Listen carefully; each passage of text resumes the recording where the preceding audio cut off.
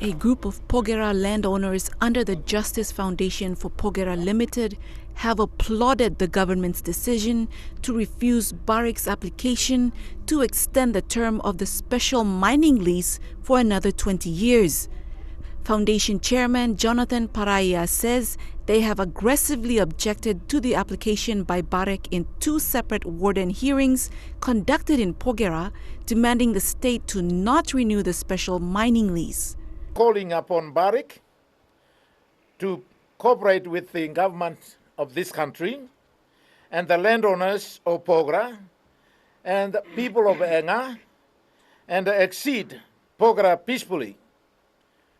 We have provided social license and provided security and allow you, the Barrick shareholders, to exploit and plunder our land to enrich your shareholders in Canada or elsewhere for the last 30 years at the expenses of our people and the pain and suffering that inflicted by Barrick on our land and its citizens. We have been affected by the mine waste for almost 30 years. And we have been crying to the successive governments to take actions against the mine operators, because the mine does not have a proper permit. They do not have a proper environment permit. In yesterday's briefing, Prime Minister James Marape said that the National Executive Council had reached a decision to refuse Barrick's application on the 11th of March, following the recommendation of the Mining Advisory Council pursuant to the Mining Act 1992.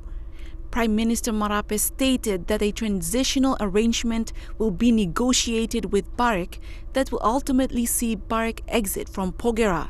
So those discussions will be part of the negotiation process. Whether it takes 6 months, 1 year, 2 years, 5 years, I don't know, but the negotiations will take place. We'd like to do it at the very earliest.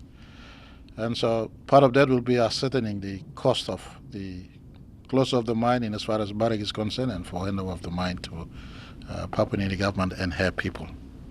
Following the Prime Minister's announcement, Barrick released a statement saying that the government's decision was identical to nationalization without due process and in violation of the government's legal obligations to Barrick Niugini Limited.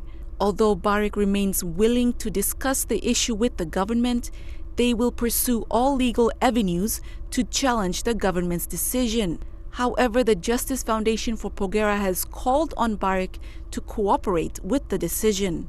Ask Barrick to be appreciative of what they have benefited and satisfy the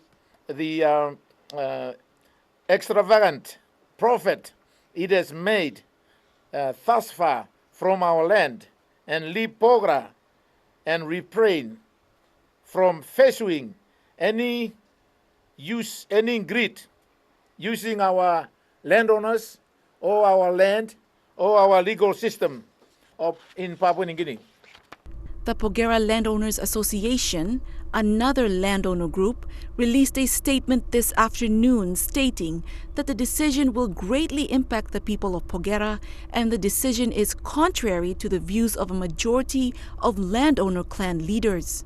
They also stated that the government's announcement provides nothing for them beyond uncertainty and turmoil. Meanwhile, right now in Porgera there is uncertainty. Shops and markets have closed while local leaders are conducting awareness, telling people not to damage property. The presence of armed illegal miners is worrying for them, and they want the Prime Minister James Marape to go and explain the strategy to them.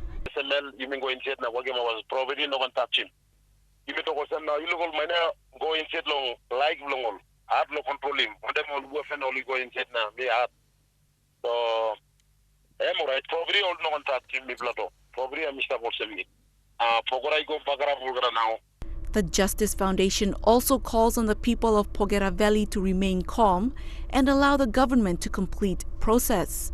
Protect our assets in Pogera you follow the rules of law and do not take law into your hands.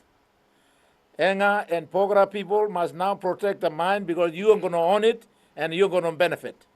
Lilian Sopera Kinea, National, MTV News.